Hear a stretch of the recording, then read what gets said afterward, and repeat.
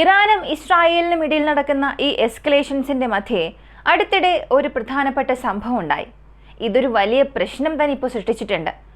ഇസ്രായേലിന്റെ air defence system ആരോ 2, ആരോ 3, David sling, iron dome വീണ്ടും നിരവധി എയർ ഡിഫൻസ് സിസ്റ്റം ഇസ്രായേൽ ഉപയോഗിക്കുന്നുണ്ട്.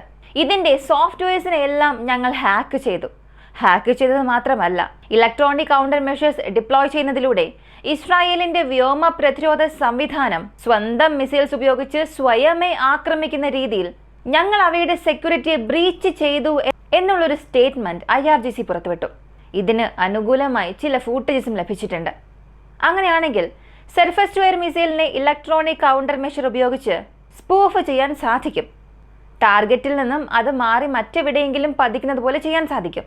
എന്നാൽ അതിന്റെ മിസൈൽസ് അതിനെ തന്നെ ആക്രമിക്കുന്ന രീതിയിൽ ഇവിടെ ഹാക്ക് ചെയ്യാൻ കഴിയുമോ എന്നുള്ള ചോദ്യത്തിനാണ് ഈ വീഡിയോയിലൂടെ നമ്മൾ വിശദമായി ഉത്തരമറിയാൻ പോകുന്നത്.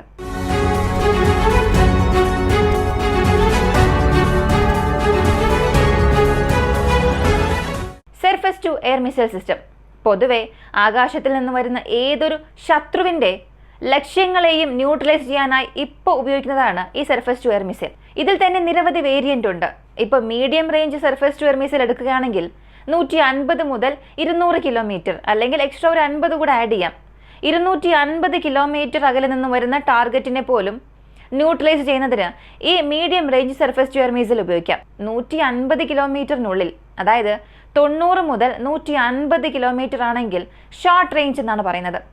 ഈ ഒരു 90 കിലോമീറ്റർ മുതൽ 40 കിലോമീറ്റർ ഇതിനുള്ളിലുള്ളതിനെ lower level air defence system എന്നും പറയുന്നു.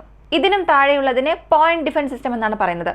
ഇപ്പോൾ ശത്രുക്കളുടെ ലക്ഷ്യത്തെ നമ്മൾ നശിപ്പിക്കണമെന്നുണ്ടെങ്കിൽ നിരവധി എയർ ഡിഫൻസ് സിസ്റ്റം നെറ്റ്വർക്ക്സ് നമ്മുടെ പക്കൽ ഉണ്ടാകണം. അതിനനുസരിച്ചതുപോലെ തന്നെ ഏത് മിസൈലിനെ ഡിഫെൻഡ് ചെയ്യാൻ പോകുന്നു എന്നുള്ളതിനെ ആശ്രയിച്ചായിരിക്കും ആ മിസൈൽ പ്രതിരോധ സംവിധാനത്തിന്റെ പ്രവർത്തനവും രീതികളും മാറുക. ഇപ്പൊ ബാലിസ്റ്റിക് മിസൈലുകളെ തടയണമെന്നുണ്ടെങ്കിൽ 3 രീതിയിൽ അതിനെ തടയാൻ സാധിക്കും. ഒന്നാമത്തേത് അതിന്റെ ടെർമിനൽ ഫേസിൽ അതിനെ ഇന്റർസെപ്റ്റ് ചെയ്യുക. മറ്റൊന്ന് അതിന്റെ മിഡ് കോർ ഫേസ്, അതായത് ഈ ഭൂമിയുടെ അറ്റ്മോസ്ഫിയറിന് പുറത്തുള്ളപ്പോൾ തന്നെ അതിനെ ഇന്റർസെപ്റ്റ് ചെയ്യുക. ഇപ്പോൾ ഈ സംഭവിക്കുന്ന പ്രശ്നങ്ങളൊക്കെ നമ്മളൊന്ന് എടുത്തു നോക്കിയാൽ ഇറാനും ഇസ്രായേലിനും ഇടയിലുള്ള ഈ ടെൻഷനിൽ കൂടുതൽ ബാലിസ്റ്റിക് മിസൈൽസ് ഉള്ള രാജ്യം അത് ഇറാനാണ്. അതുപോലെ ലോകത്തിലെ top tier air defence system ഉള്ള ഒരു രാജ്യം അത് ഇസ്രായേലാണ്. അപ്പോൾ ഇറാന്റെ ബാലിസ്റ്റിക് മിസൈൽസിനെ തടയണം എന്നുണ്ടെങ്കിൽ ഇസ്രായേലിനുള്ള ഏറ്റവും നല്ലൊരു ഓപ്ഷൻ ആരോ സീരീസും ഡേവിഡ് സ്ലിംഗുമാണ്. ആരോ സീരീസിൽ ആരോ 2, ആരോ 3 ഇങ്ങനെ 2 രീതിയിലുള്ള മിസൈൽ പ്രതിരോധ സംവിധാനമുണ്ട്. ഇതിൽ ആരോ 2 എന്നത് 900 കിലോമീറ്റർ റേഞ്ച് ഉണ്ട്. അതായത് 1000 കിലോമീറ്ററിന് താഴെയുള്ള മിസൈലുകളെ തടയുന്നതിന് ഇത് ഉപയോഗിക്കും. ഇനി 1000 കിലോമീറ്ററും കഴിഞ്ഞുള്ള മിസൈൽസിനെ തടയുന്നതിന് വേണ്ടി ആരോ 3 സീരീസും ഉപയോഗിക്കുന്നുണ്ട്. ഡേവിഡ് സ്ലിംഗ് എന്നത് ഇവിടെ ബാലിസ്റ്റിക് മിസൈൽ ഡിഫൻസ് സിസ്റ്റത്തിൽ അവസാനത്തെ ലെയർ ആണെന്ന് പറയാം. അതായത് ഈ അയൺ ഡോം എന്നത് ഇവിടെ ബാലിസ്റ്റിക് മിസൈലുകളെ തടയാൻ നിർമ്മിച്ചതേ അല്ല. അപ്പോൾ ഇത് 3 കൂടാതെ അമേരിക്കയുടെ ടാർ ഡിഫൻസ് സിസ്റ്റം, ഇവയാണ് ഇസ്രായേലിന്റെ multi layer ballistic missile defence system. ഇപ്പോൾ ഇറാൻ അടുത്തിടെ നടത്തിയ ഒരു ക്ലെയിം, ഇൻട്രോയിൽ നിങ്ങളൊരു വീഡിയോ കണ്ടിട്ടുണ്ടാകുമല്ലോ, അതിൽ ഇസ്രായേലിന്റെ surface to air missile defence system fire ചെയ്തിട്ടുണ്ടാകും. അങ്ങനെ ഫയർ ചെയ്തതിന് ശേഷം ചില മിസൈൽസ് കുറച്ചു ദൂരം മുകളിലേക്ക് ചെന്ന് തറയിൽ നിന്നും ഒരു 100-150 മീറ്റർ ഉയരത്തിൽ ചെന്നിട്ട് അതിനുശേഷം ആകാശത്തിന് നടുവിൽ വെച്ച് തന്നെ പൊട്ടിത്തെറിക്കും. സത്യത്തിൽ അവിടെ ഏതൊരു ഇന്റർസെപ്ഷനും സംഭവിച്ചിട്ടുണ്ടാകില്ല. ആകാശത്തിന് നടുവിൽ വെച്ച് തന്നെ അത് പൊട്ടിത്തെറിക്കുന്നു. മറ്റു ചില മിസൈൽസിനെ നോക്കിയാൽ തറയിൽ നിന്നും പോയ ചില മിനിറ്റിൽ തന്നെ അതവിടെ മിസ് ഫയർ ആയി, പിന്നീട് ജനവാസ കേന്ദ്രങ്ങളിലേക്ക് വീഴുന്ന രീതിയിലുള്ള ഒരു വീഡിയോ ആണ്. മറ്റൊന്ന് നോക്കിയാൽ ഇന്റർസെപ്റ്റർ മിസൈൽസ് ലോഞ്ച് ആകുമ്പോൾ തന്നെ മുന്നിൽ പോകുന്ന ഇന്റർസെപ്റ്റർ മിസൈൽ ഫെയിൽ ആകുന്നു. പിന്നിലൂടെ വരുന്ന ഇന്റർസെപ്റ്റർ മിസൈലും പരസ്പരം കൂട്ടിമുട്ടി പൊട്ടിത്തെറിക്കുന്നത് പോലുള്ള ഒരു ഫുട്ടേജ് ആണ്. അപ്പോൾ ഇറാന്റെ ക്ലെയിം അനുസരിച്ച് നോക്കിയാൽ ഈ ഫുട്ടേജ് വെച്ച് അവർ പറയുന്നത് IRGC പറഞ്ഞതാണ്, ഞങ്ങൾ ഇസ്രായേലിന്റെ surface to air missile defence സിസ്റ്റത്തെ എല്ലാം അവിടെ സ്പൂഫ് ചെയ്തു. മാത്രവുമല്ല, ഞങ്ങളുടെ ഇലക്ട്രോണിക് കൗണ്ടർ മെഷേഴ്സ് വഴി അതിലേക്ക് വരുന്ന സിഗ്നൽസിനെ എല്ലാം ബ്ലോക്ക് ചെയ്യുകയും ടാർഗറ്റ് ഐഡന്റിഫിക്കേഷൻസിനെ ആശയക്കുഴപ്പത്തിലാക്കി. അതുകൊണ്ട് ഞങ്ങളുടെ മിസൈൽസിനെ തടയേണ്ട ആ ഒരു surface to air missile system എന്നത് അവരുടെ ടാർഗറ്റിന് തന്നെ ന്യൂട്രലൈസ് ചെയ്യാൻ തുടങ്ങി. അതായത് ഫ്രണ്ട്ലി ഫയർ എന്നൊക്കെ നമ്മൾ പറയുമല്ലോ, അത് തന്നെ.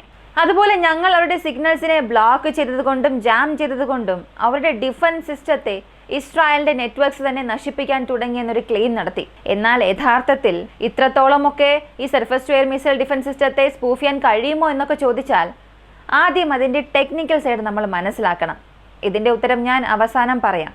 ഈ ടെക്നിക്കൽ സൈഡ് അറിയുമ്പോൾ തന്നെ, ഇതിനെക്കുറിച്ചുള്ള ഡീറ്റെയിൽസ് കേൾക്കുമ്പോൾ തന്നെ സത്യത്തിൽ ഇങ്ങനെ സംഭവിച്ചിട്ടുണ്ടാകുമോ, ഇതിന് പുറകിൽ മറ്റെന്തെങ്കിലും കാരണം ഉണ്ടാകുമോ എന്നുള്ളതൊക്കെ നിങ്ങൾക്ക് മനസ്സിലാകും. സാധാരണ ഒരു surface to air missile system, ഈ പാട്രിയോട്ട് അല്ലെങ്കിൽ ഇസ്രായേലിന്റെ എയ്റോ സീരീസ് എടുക്കാം, ഇവയിലെല്ലാം 2 മെക്കാനിസം ഉപയോഗിച്ചിട്ടുണ്ടാകും. ഒന്നാമത്തേത്, ആ ഒരു ഓബ്ജക്റ്റിന് തൊട്ടടുത്ത് ചെന്ന് പൊട്ടിത്തെറിച്ച് അതിൻ്റെ ഷോക്ക് വേവ്സ് കാരണവും അതിൻ്റെ ഷാർപ്നൽ പുറത്തേക്ക് വരുന്ന ഫോഴ്സ് കാരണവും ആ ത്രെഡിനെ ന്യൂട്രലൈസ് ചെയ്യുക.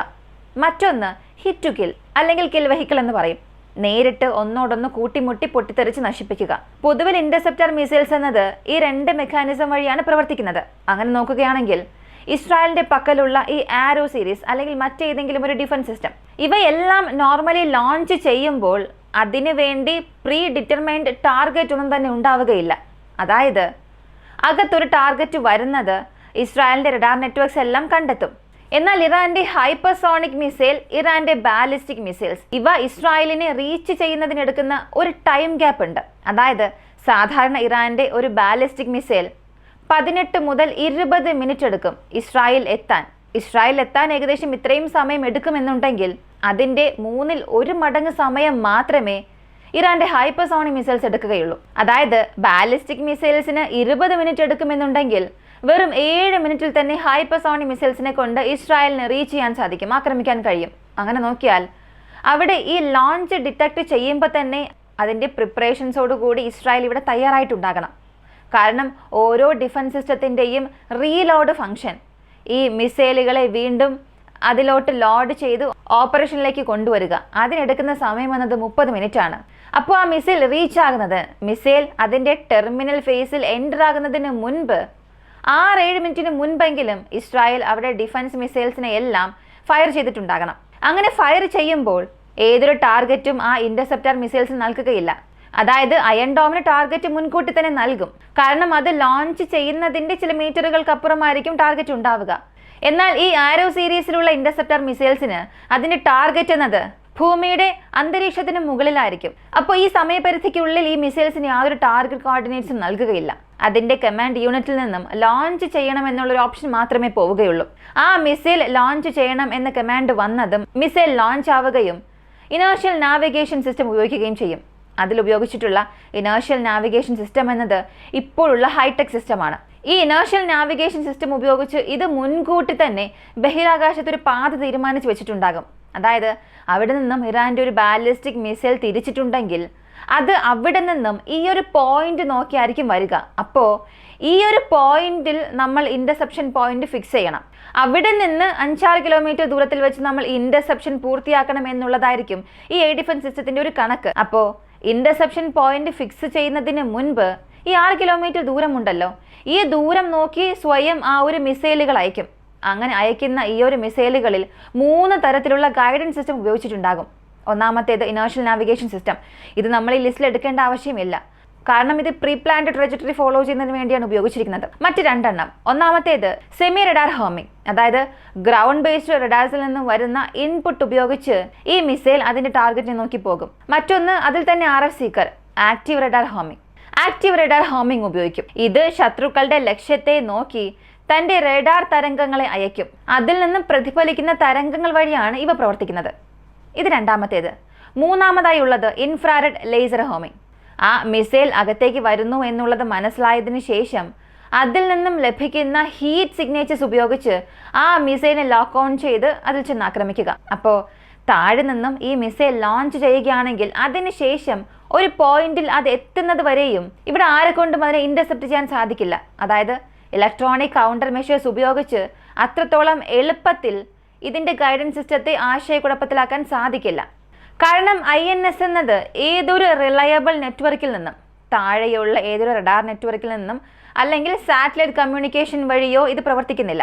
അങ്ങനെ നോക്കിയാൽ ഇവയെല്ലാം അപ്ലൈൻ കമ്മ്യൂണിക്കേഷൻ ആണ്. അതായത് താഴെ നിന്നും തിരിക്കുന്ന മിസൈലിന് ഗ്രൗണ്ട് ബേസ്ഡ് റഡാർസിൽ നിന്നും ലഭിക്കുന്ന ഈ ഒരു വിവരം, ഈ ഒരു അപ്ലിങ് ഞങ്ങളിപ്പോൾ ബ്ലീച്ച് ചെയ്തിട്ടുണ്ട്. അതിന്റെ സെൻസർ ഫ്യൂഷൻ നെറ്റ്വർക്കിനെ ഞങ്ങൾ അവിടെ ആശയക്കുഴപ്പത്തിലാക്കി എന്നുള്ളതാണ് IRGCയുടെ ഒരു ക്ലെയിം. ഇവരുടെ ക്ലെയിം അനുസരിച്ച് നോക്കിയാൽ ഈ മിസൈൽ ലോഞ്ച് ആകുമ്പോൾ തന്നെ അവരുടെ ഇലക്ട്രോണിക് കൗണ്ടർ മെഷർ വഴി ഈ ഡേറ്റ അവിടെ മിസ്മാച്ച് ചെയ്തിട്ടുണ്ടാകണം. അതല്ല എങ്കിൽ ഇലക്ട്രോണിക് സ്പൂഫിംഗ് വഴി ലഭിക്കുന്ന ഈ ഒരു വിവരത്തെ ആ മിസൈലിലേക്ക് പോകുന്നതിൽ ചില പ്രശ്നങ്ങളൊക്കെ വരുത്തി അങ്ങനെ ആ മിസൈലിന് ഫീഡ് ചെയ്തിട്ടുണ്ടാകണം. ഇപ്പോൾ ഞാൻ ഈ മുൻപ് പറഞ്ഞ കാര്യത്തിൽ നിന്നും നിങ്ങൾക്കൊരു കാര്യം മനസ്സിലായിട്ടുണ്ടാകും.